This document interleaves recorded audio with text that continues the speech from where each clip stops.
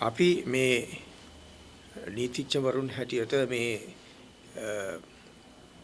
පැහැදිලි කිරීම කිරීමට අදහස් කරේ විශේෂයෙන්ම පහුගිය දිනයක ඊටම මෑත දිනයක විදේශ කටයුතු අමාත්‍ය අලි සබ්රි මහත්මයා කියලා තිබුණ ප්‍රකාශයක් සම්බන්ධව.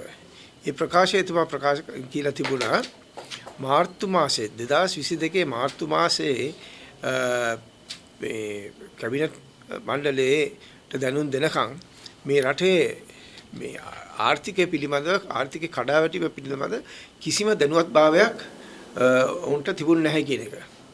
ඒක සම්පූර්ණයෙන්ම සාවද්‍ය ප්‍රකාශයක්. ඒ කියන්නේ සුද්ධ සිංහලෙන් කියන බොරුවක්.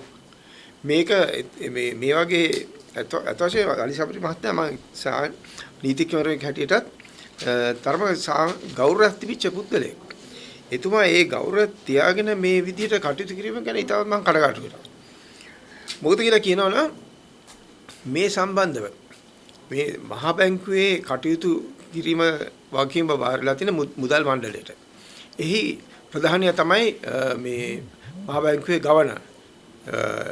එතකොට ඒ නීතිය යටතේ මුදල් පනත යටතේ ඔහු විසින් මහා බැංකුව අධිපතිතුමා ඒ මේ මුදල් නීතිය යටතේ ආණ්ඩුවට කතා කරගැනීමට කළ හැක්කේ මුදල් අමාත්‍යවරයාට පමණයි.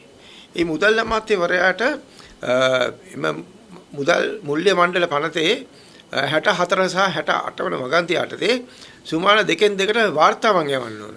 ඒතර ඇමතිවරයාට යවන වාර්තාවන් මුලින්ම ඔහු යවුවේ මේ රටේ හිටපු අගමැතිවරයා තමයි මහින්ද රාජපක්ෂ මහත්තයා තමයි එහි මුදල් ඇමතිවරයා හැටියට හිටියේ. මේ වාර්තාවන් එතකොට යවපුවාම එතුමාගේ ඇවිල්ලා මේ කැබිනට් මණ්ඩලයේ ප්‍රධානියෙක්. ඒ ප්‍රධානියා හැටියට ඔහුගේ යුතුයකමක් තියෙනවා. අපි බලාපොරොත්තු වෙනවා ඔහු කැබිනට් මණ්ඩලය දැනුවත් කරා කියන එක පිළිබඳව. ඔහුට පස්සේ ඔහුගේ සහෝදරයා ආව ඒ තමයි බැසිල් රාජපක්ෂ මහත්මයා. ඒ අනුවත් මේ සියලුම මේ රටේ ආර්ථිකය දිනෙන් දින පරිහානිය කරා ගමන් කරමින් සිටිය බවට ඔවුන් ලිපි වගින් දැනුම් දීලා තියෙනවා. මූලික වශයෙන් මේ 2020ට ඉන්නේ ඉස්සෙල්ලා 2019 ඒ කියන්නේ ජනාධිපතිවරයෙන් දින සුමාන දෙකක් යන්න ඉස්සෙල්ලා මම හිතන්නේ 28 වෙනිදා වෙන්න ඕන. දෙසැම්බර් මාසේ 28 වෙනිදා වෙන්න ඕන.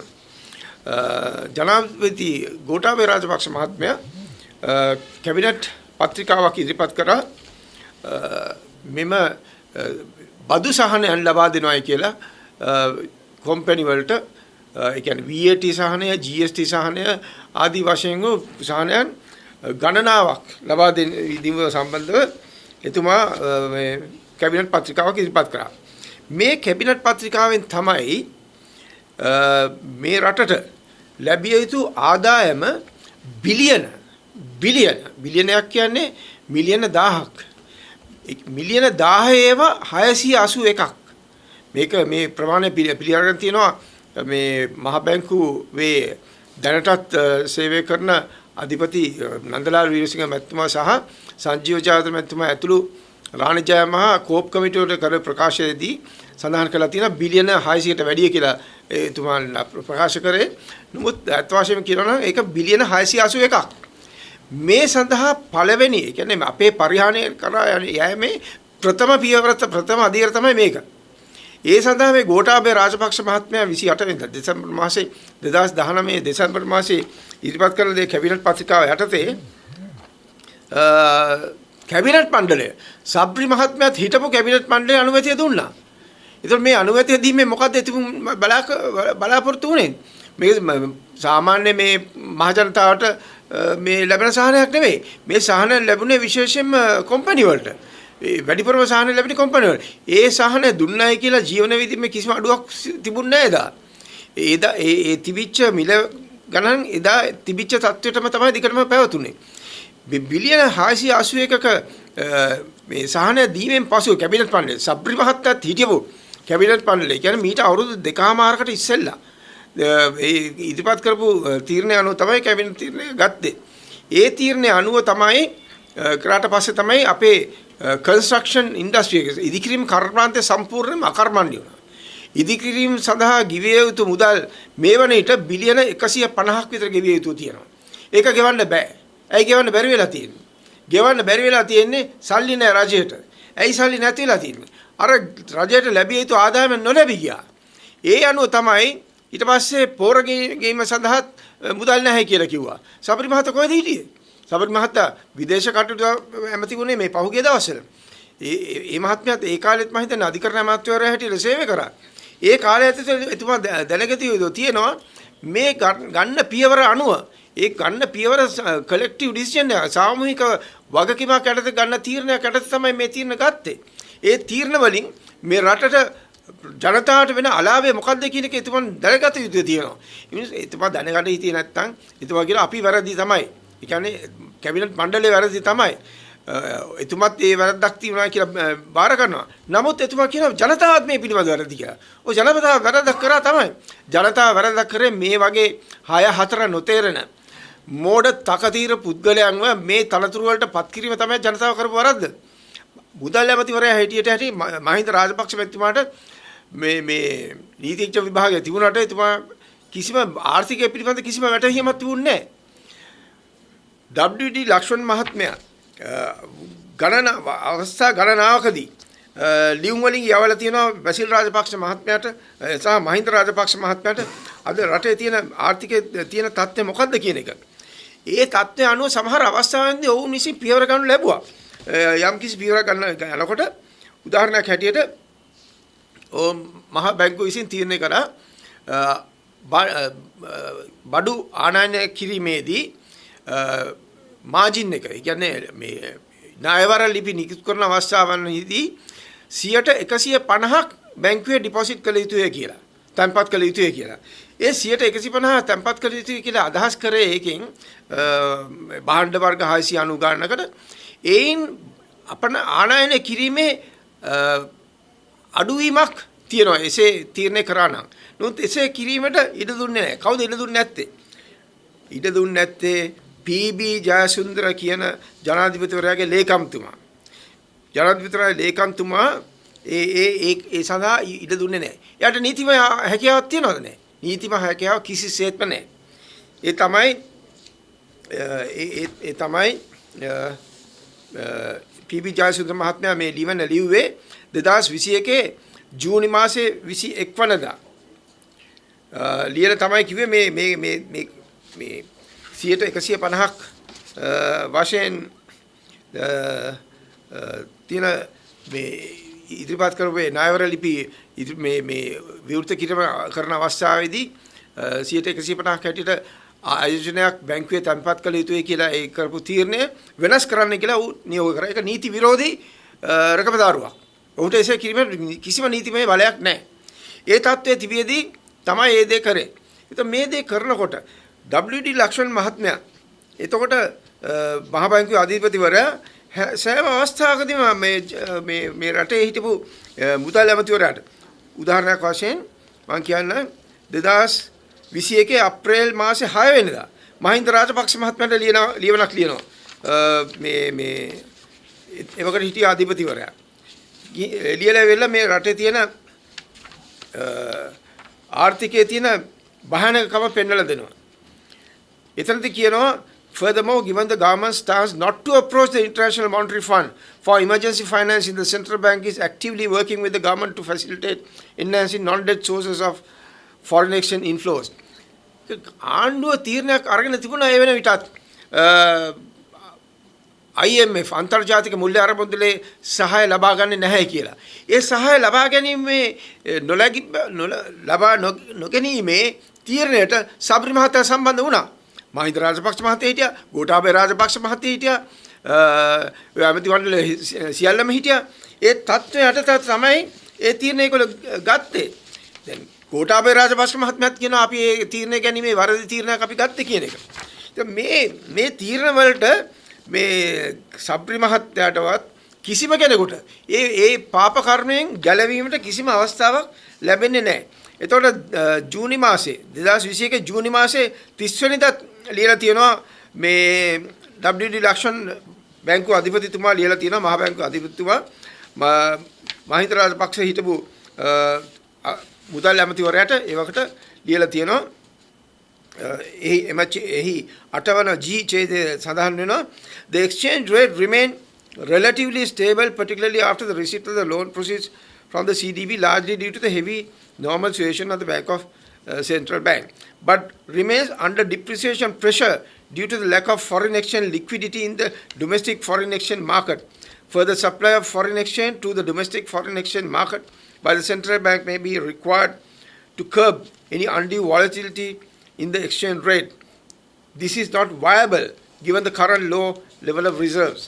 මේ විදේශ විනිමය ඇති හිඟතාවය පිළිබඳ තමයි එතුමන්ලා මේ ඒවකට හිටිය අධිපතිතුමා මේ ලියවනුත් ලියලා දැනුම් දුන්නේ. ඒ දැනුම් දෙන අවස්ථාවේදී එහි මහා භාණ්ඩාගාර ලේකම්වරයා හිටියේ එස්.ආර්. ආඩිකල මහත්මයා. එතුමාටත් මේ ලියමනේ කොපියක් යවලා තියෙනවා. ඒ කොපිය පිළිබඳව එතුමා කිසිම පියවරක් ගත්තෙත් නැහැ. ඊට පස්සේ දින කීපයකට පස්සේ එතුමා වෙනස් වෙලා තවත් ඇමතිවරයෙක් ආවා මුදල් ඇමතිවරයා හැටියට බැසිල් රාජපක්ෂ මහත්මයා. එතකොට බැසිල් රාජපක්ෂ මහත්මයාට WD ලක්ෂ්මන් මහත්තයා ලියලා කියනවා මේ தත්ත්වය ඉතාමත් භයානකයි. தත්ත්වය ඉතාමත් භයානකයි. අපිට මේ අනුව දිගටම කරගෙන යන්න බෑ. ඒ ලියමනේ ලියන්නේ ජූලි මාසේ 26 වෙනිදා 2021 එහි මේ පස්වන ඡේදයේ මෙහෙම කියනවා. Given the currently estimated inflows and scheduled debt service payments, it is likely that the central bank will no longer be in a position to repay foreign currency debt obligation of both the government and the central bank by end 2021. As a result, it is estimated that with some portion of reserves needed to cover repayment of maturing central bank liabilities, the reserves that are effectively left to settle any of the government's debt service obligation will no longer be available by January 2022. In කියන්නේ දැන් මේ විදේශ සංචිතය dollar විදේශ සංචිතය ඉතාමත් භයානක ලෙසින් අඩු වෙමින් පවතිනවා.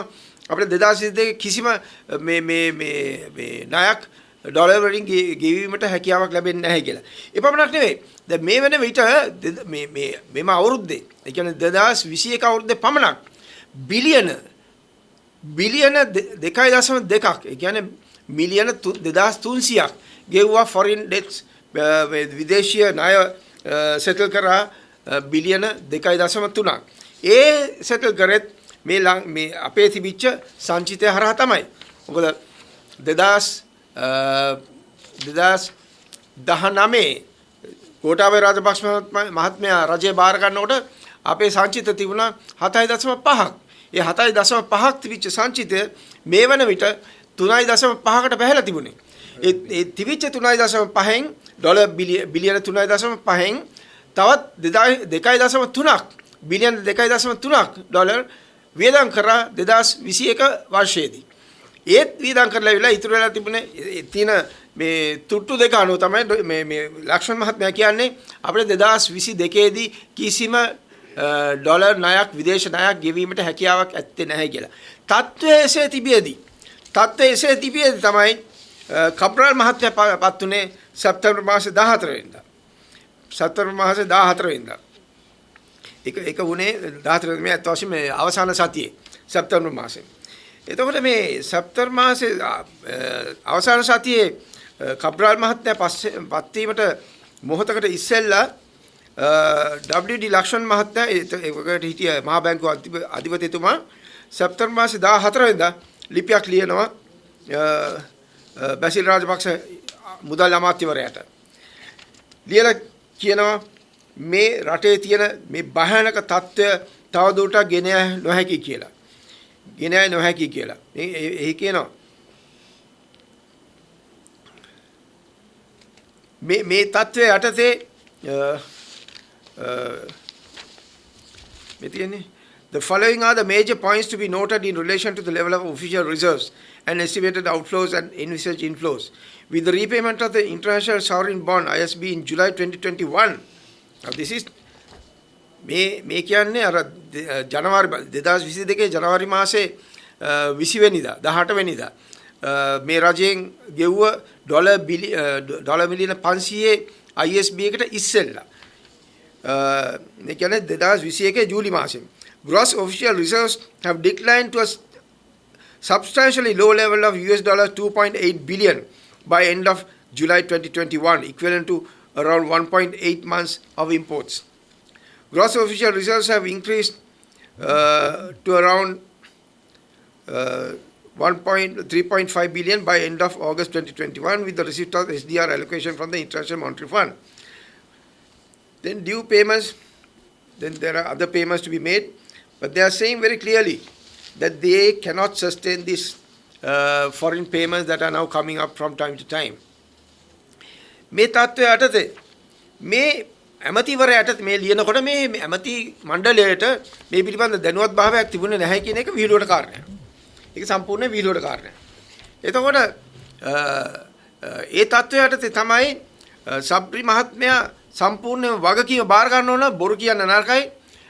විශේෂයෙන්ම නීතිඥයෙක් හැටියට නීතිඥ ධූරේ ගෞරව ආරක්ෂා කරන අන්දිට සත්‍ය කතා කර යුතු වෙනවා. අපි අධිකරණයේ ඉදිරියේ ගිහිලා සත්‍ය කතා කර යුතු වෙනවා පමණක් නෙවෙයි. අධිකරණයෙන් පිටදීදී පවා විශේෂයෙන්ම ඔහු පාර්ලිමේන්තු මන්ත්‍රීවරයෙක් හැටියට දිරුන් දීලා ඇමතිවරයෙක් හැටියට දිරුන් දීලා කටයුතු කරන අවස්ථාවේදී පවා ඒ පිළිබඳ එතුමා සංවේදීතාවයෙන් කටයුතු කළ යුතුයි. ඒ පමණක් නෙවෙයිනේ. මේ සබ්රි මහත්මයා තමයි ගෝඨාභය රාජපක්ෂ මහත්මයාගේ නඩු 35ක් තියෙද්දී එතුමා දැනගෙන නොහිටිය නෙමෙයිනේ. එතුමා ගෝඨාභය රාජපක්ෂ මහත්මයා කියන කවුද කියන එක ඔය ඇමතිවරලා ඉන්නේ සියලුම දෙනාට වඩා දැනගෙන හිටියේ අලි සබ්රි මහත්මයා. වෙන කවුරුත් නෙමෙයි. මොකද එතුමාගේ තුලාන්තය දැකගෙන හිටියේ සබ්රි මහත්මයා. එතකොට එතුමා දැනගෙන හිටියා මේ කොයිතරම් නඩු ප්‍රමාණයක් එතුමාට තියනවද කියලා. ලසන්ත වික්‍රමසිංහ මහත්මයා ඝාතනය වෙන්න පුළුවනි, නැත්නම් නොයි ඝාතනය වෙන්න පුළුවනි. ඒ නඩු සියල්ලක පිටිපඳම නඩු ගණනාවක් තිබුණා. අපරාධමය නඩු ගණනාවක් තිබුණා. සීල්මය නඩු ගණනාවක් තිබුණා. එතකොට ලසන්ත වික්‍රමතුංග මහත්මයාට මුලින්ම මේ සිවිල් නඩුවක් දාලා ඉවරලා මේ සාක්ෂි කැඳවීමට ඔන්න මෙන්න කියලා තියෙද්දි පැමිණිල්ලේ සාක්ෂි කැඳවීමට ඔන්න මෙන්න කියලා තියෙද්දි තමයි ඒ පැමිණිල්ලේ සාක්ෂි දුන්නා නම් සාක්ෂි දෙන්නේ ගෝඨාභය රාජපක්ෂ මහත්මයාට ඒ ඔන්න මෙන්න තිබිච්ච අවස්ථාවේදී තමයි ලසන්ත වික්‍රමතුංග මහත්මයා ඝාතනය වුණේ. ඒ නඩුව සම්බන්ධයෙන් අපි පෙනී හිටියා කියලා මමත් ශ්‍රීනාත් පෙරේර මහත්මයාත් සුමන්දිරන් මහත්මයාත් තවත් මම හිතන නීතිඥවරු දෙදෙනෙක් හිටියා වගේ මට මතකයි. අපි පෙනී හිටියා කියලා මේ රාජ්‍ය ආරක්ෂක අමාත්‍යාංශයේ වෙබ්සයිට් එකේ ද්‍රෝහින් හැටියට නම් කරලා තිබුණා. ඒ පෙනී හිටපු නීතිඥවරුන් අලි සබ්රි මහත්මයා හොඳට දන්න මේ පිළිබඳ. නමුත් මේ පිළිබඳ නීතිඥ සංගමයෙන් පවා ඉතාමත් කනගාටුදායක වීම කනගාටුව පළ කරා. එවන් ප්‍රකාශයක් කිරීම සම්බන්ධව රජයේ මාධ්‍ය හරහා. නමුත් එතුමා දිගටම ඒ කටයුතු කරගෙන ගියා. අලි සබ්රි මහත්මයා දැනගෙන හිටියේ නැහැ කියන එක නිදහස් කාරණයක් නෙවෙයි. ඒ සම්පූර්ණ බොරුවක්. මොකද එතුමා දැනගෙන හිටියා. ඔය කැබිනට් මණ්ඩලයේ ඉන්න හැමෝටම වඩා එතුමා මේ පිළිබඳ දැනගෙන හිටියා. එතකොට තියෙනවා මේ ගණනාවක් තියෙනවා. තව එක දෙකක් පමණක් කියන්න.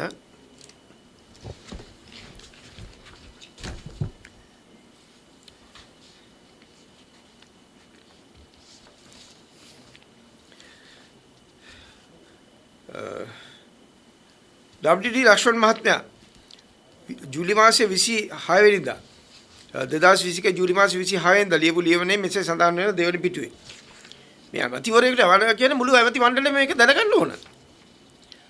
ඒක දැනගෙන නොහිටියා නම් එන බැසිල් රාජපක්ෂ මහත්තයා වංචාව කරලා තියෙන්නේ. Similarly, as per section 68, a detailed report would be submitted to the Minister of Finance whenever the Monetary Board anticipates that there may develop a deficit in the balance of payment BOP, which may cause serious decline in the international reserve, or whenever there is an imminent threat of a serious decline in the international reserve, or whenever the international reserve actually falls to a level which the Monetary Board considers to be a threat to the international stability of Sri Lankan rupee. In this background, the Central Bank of Sri Lanka has continuously communicated through several detailed reports under section 64 and 68 to the Honorable Prime Minister as the Minister in charge of subject of finance on the 4th of August 2020, 17th of December 2020, 6th of April 2021, 30th of June 2021 on the evolving macroeconomic developments and the ensuing risks to domestic monetary stability and external stability. In the same vein, considering the recent development in the economy and also the potential development, particularly to short to medium term, the Monetary Board of the Central Bank is of the view that it is appropriate to continue to appraise the Honorable Minister of Finance in terms of 64 and 68 of the MLA. Evolving changes to monetary stability and external stability due to the sustained expansion of money supply and the decline in the international reserve to critical levels, followed by remedial action that has been taken thus far to prevent any dominant detriment and the need for further action to ensure the overall stability of the Sri Lankan economy. Then it goes on to say the next page, more of the country's ability to access international financial markets remain restricted with the sovereign credit rating downgrades. Despite this multitude of challenges, Sri Lanka continues to maintain its unblemished record of foreign debt servicing, and they go on to settle the debts, which has now plunged the country to such a low level. Then the next page, they say, so far in 2021, up to mid-July, government and the central bank have repaid around $4.7 billion of foreign currency debt obligation, and this had resulted in the gross official reserve that stood at $7.6 billion at the end of 2019 to decline the $5.7 billion at the end of 2020 and to $4 billion at the end of 2021. The level of gross official reserves was equivalent to only 2.6 months of imports. Now මේවා ඔක්කොම මුදල් අමාත්‍යවරයාට යවන්නද වාර්තාවන්. එම ලිපියේම තවත් සඳහන් වෙනවා 6 වෙනි පිටුවේ. Nevertheless, further rating action by the sovereign rating agency, which is likely with the decline in reserves, could negate such improvements in market sentiments. Then on the same page at the bottom, without any further significant foreign exchange inflows in the pipeline, it is likely that the reserves will be depleted to around $1.5 billion by the end of March 2022. That මේ තත්ත්වය මෙසේ තිබීදී තමයි කප්රාල් මහත්මයා කිව්වේ ගිහිලා ගෙව්වේ dollar 500ක් ගෙව්වා ජනවාරි මාසේ 18 වෙනිදා. ඩොලර් මිලියන 500ක්. ඩොලර් මිලියන 500ක් ගෙවනකොට ඒක තමයි අපේ ආර්ථිකයේ අර මිනි පෙට්ටියට ගහපු අන්තිම ඇණය. ඊට පස්සේ අලි සබ්රි මහත්මයා පත් වෙනවා මේ මුදල් ඇමතිවරයා හැටියට මාර්තු මාසේ ඇවිල්ලා මේ මාසේ ඇවිල්ලා කියනවා බුදු දෙයියනේ මේ අපේ රට බංකොලොත් කියලා. එතුමා ඒ වෙනකොටත් බංකොලොත් කියලා ඊට පහුවෙන්දා ඉල්ලලා අස්සෙනවා. එතුමා ඒ වෙනකොට මේ දැනගත්ත මහා පුදුමයක් නෙමෙයි මේක. එතුමා දැනගෙන හිටියා. කැබිනට් මණ්ඩලයට මේ සෑම දෙයක්ම දැනුම් දීලා තියෙනවා. ඒ දැනුම් දීලා තියෙන අවස්ථාවේදී එතුමා මෙහෙම ප්‍රකාශ කිරීම ඇත්ත වශයෙන්ම ඉතාමත් කලබලදායක වෙනවා. අපි විශේෂයෙන්ම නීතිඥවරුන් හැටියට අපේ සහෝදර නීතිඥවරයෙක් එතුමාත් නීතිඥවරයෙක් මේ ආකාරයෙන් රට ඉදිරියේ මාධ්‍ය ඉදිරියේ ජනතාව ඉදිරියේ මේ ආකාරයෙන් ප්‍රකාශ කිරීම පිළිබඳ අපි බලවත් ලෙස කනගාටු සහ කම්පාට ලක් වෙනවා. ඒ අතරතුර තමයි මේ සඳහා මේ වරදකරුවන් හැටියට සබ්රි මහත්මයාත් ඇතුළුව ඔය කැබිනට් මණ්ඩලයේ සිටිය සියලුම දෙනා එදා මේ සඳහා වරදකරුවන් වෙනවා. ගෝඨාභය රාජපක්ෂ මහත්මයා ඇතුළු, එතකොට මහින්ද රාජපක්ෂ මහත්මයා ඇතුළු, එතුමා මුදල් ඇමතිවරයෙක්, බැසිල් රාජපක්ෂ මහත්මයා ඇතුළු, WD ලක්ෂ්මන් මහත්මයා ඇතුළු, නිවාඩ් කබ්‍රාල් මහත්මයා ඇතුළු, එතකොට PB ජයසුන්දර මහත්මයා ඇතුළු ඒ සියලුම දෙනා සහ එදා හිටපු මේ තීරණ ගත්ත කැබිනට් මණ්ඩලයේ මේ ආර්ථික පරිහානියට අර එක්සත් ජාතීන්ගේ මහ මණ්ඩලයේ යෝජනා ඉදිරිපත් වෙලා තියෙනවා මේ ආර්ථික පරිහානිය සඳහා කරන ලද ඊට වගකීම් දරන වරදකරුවන්ට නීතිය ඉදිරියේ දඬුවම් ලැබිය යුතුයි කියලා ඒ අනුව ඔවුන් ඒ සියලු දෙනාටම නීතිය ඉදිරියේ වරදකරුවන් වීමට ඇති ප්‍රවණතාවය තමත් අධික බව අපි නීතිඥවරුන් හැටියට අපි දකිනවා. ස්තුතියි.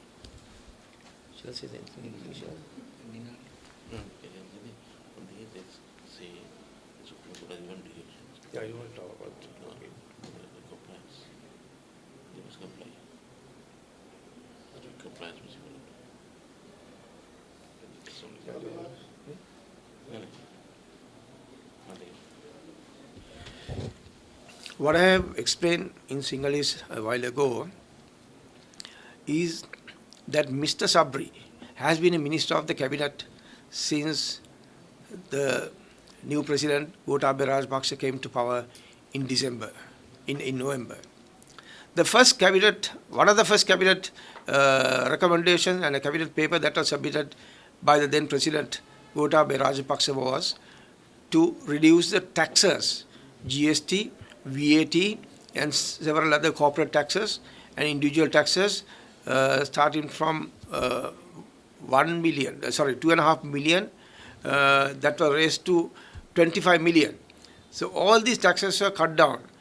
I don't know what kind of motive that they had at the time of introduction of these tax reductions, but the impact of the tax reductions was in excess of 681 billion.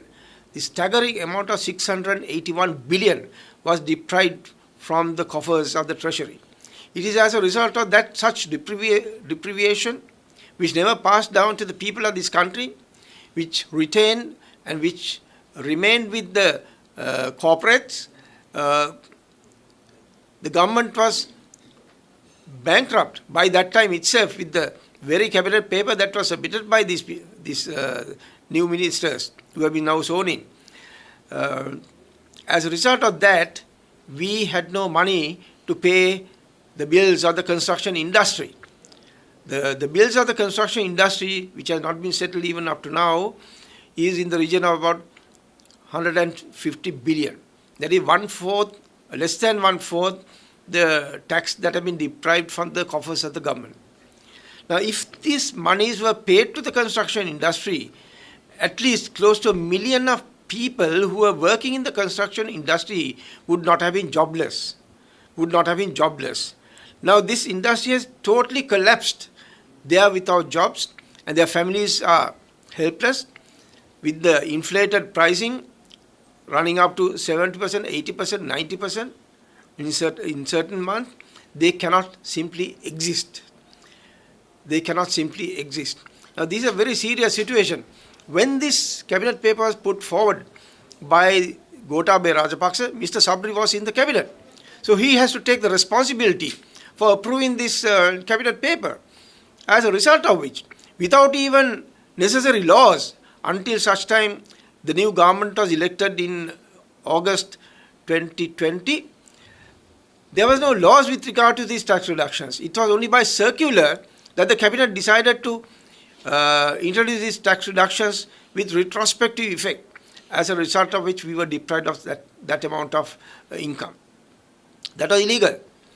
It was only after the next election, the general election that was held in August 2020, the laws were passed reducing these taxes.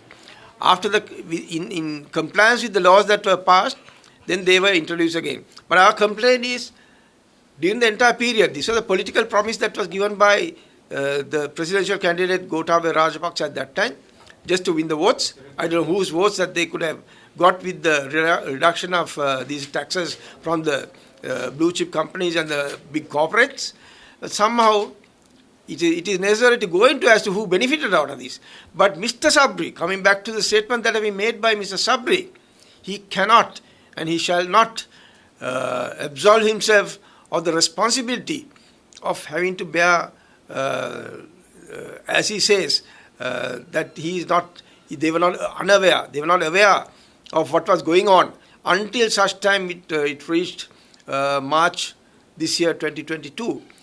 So Mr. Sabri has to take the full responsibility. He was not only a lawyer, he was also the Minister of Justice. Now, some of these things should have had the legal inputs. I'm sure Mr. Sabri would have been giving advice as to how you can reduce taxes.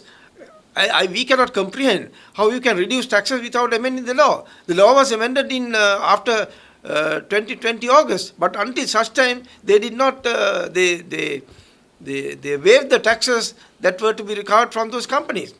That is one thing.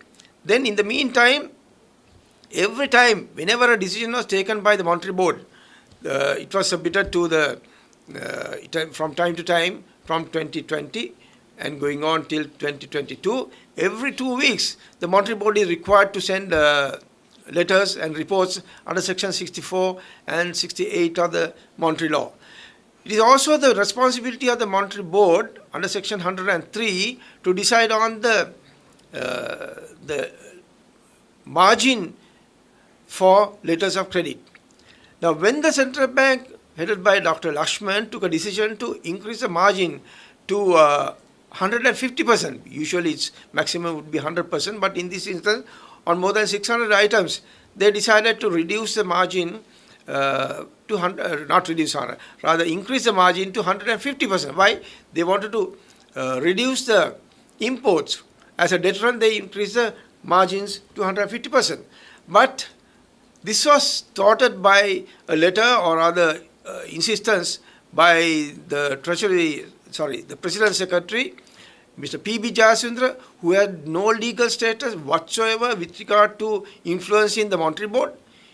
He may have been a former Treasury Secretary.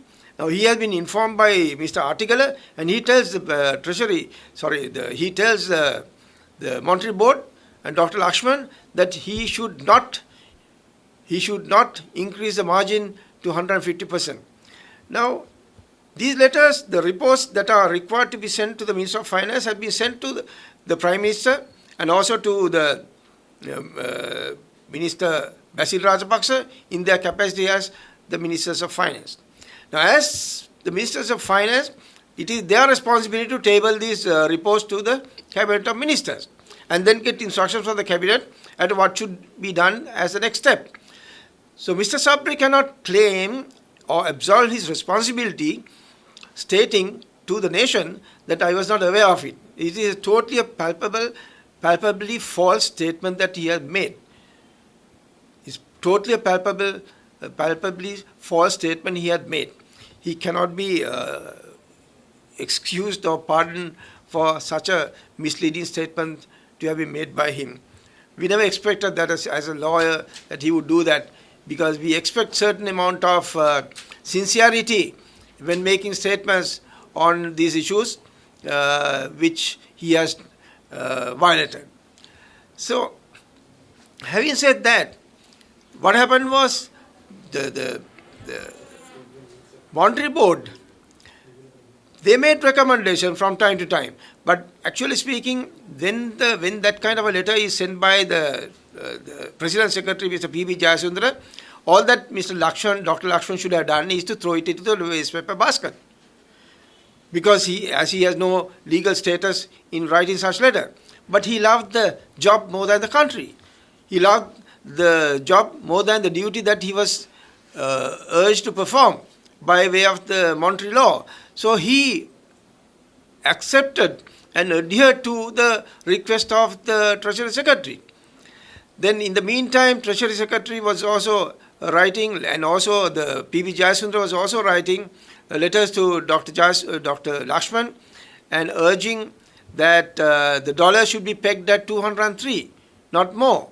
And so they kept on dollar pegged at 203, as a result of which the same kind of imports were going on. The imports could not be curtailed. As a result of which, the dollars that we had, the reserves that we had, the meager reserve that we had to be spent for all the imports that we were making. For instance, in the month of December 2021 alone, we have enjoyed Christmas in a big way.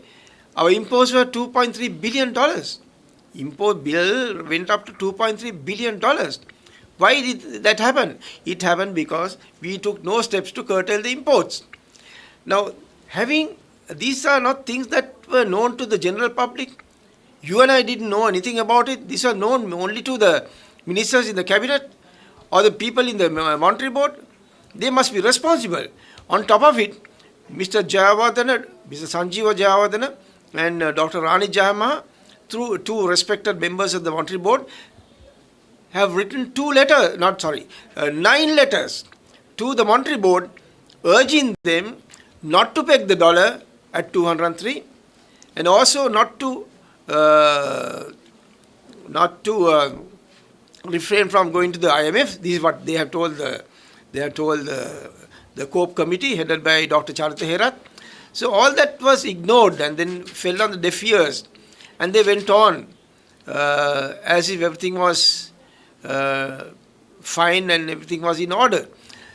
So as a result of which, Mr. Sabri, at every step of the way, whenever these communications have been made to the Minister of Finance, however inadequate they may be in finance, in the subject of finance, the respective minister, Mr. Mahinda Rajapaksa and Basil Rajapaksa, it is they who are members of the cabinet should have and would have tabled these communications before the cabinet of ministers, and they cannot be absolved of that responsibility. And finally, whenever, if any directive is to be given to the Monetary Board, that has to be done under section 116 of the Monetary Board. There had been no directive that had been given by the minister to be done by the Monetary Board. Because if such directive is given, there should also be a attached certification to state that the responsibility of the Monetary Board is absolved with regard to any consequences. So this certification has not been given because they were not directives. So therefore, whatever the minister would have told from time to time, whatever anyone else could have told from time to time, could not and should not have been adhered to by the Monetary Board, because the only institution, I would say, or the only party that could have given such instruction to the Monetary Board is none other than the Minister of Finance. None other than the Minister of Finance. So there was no such directive that has been given. So they knew very well. There was no position where the ISBs could have been settled even during the during the year of 2021. They settled all the ISBs, and finally it was about 2.3 billion that they settled all the foreign loans that were maturing from time to time. But only after March we went in for declaration of inability to pay the debts. But if that decision was taken much prior, then we would have saved all that. And the aircraft that was on a nose dive would not have hit the ground. At least split seconds before it hit the ground, would have taken off, not with the powers of the divine forces, but at least with the foresight, if they had any. The Monetary Board should have decided not to adhere to these politicians, uneducated politicians who are giving them directives, not directives in the form of law, as described in law. Requests, I would say, they should not have complied with any other request. But the problem was, all those who were there, they wanted to safeguard their positions. They wanted to safeguard the fact that they were members of the Monetary Board, and they complied with and danced to the tune of the respective cabinet of ministers and the ministers of finance and even the president for that matter, ruining the economy. So therefore, not only Mr. Sabri, he is fully responsible because he had better knowledge of the law than others in the cabinet. I think he was the only member of the cabinet other than Mr. Mahinda Rajapaksa, of course, who is a lawyer. So he should have known better that these are laws and that these are the provisions that are there in the monetary law that has been brought in by John Exeter in 1946, which have not been complied. Those are provisions that have been, salutary provisions that have been incorporated in the monetary law to maintain the economy of a country, without which a country's economy will go to wreck and ruin. And this is what we are now today facing the situation. We are unable to take off the aircraft because we have hit the ground. We are in debris. The bodies are scattered. Plane is in pieces. The aircraft is in pieces. So we are going to take a very, very long time to take off the ground. So they cannot be absolved of the responsibility. Mr. Sabri particularly, and also all those in the cabinet of ministers, they are responsible. There are no two words about that.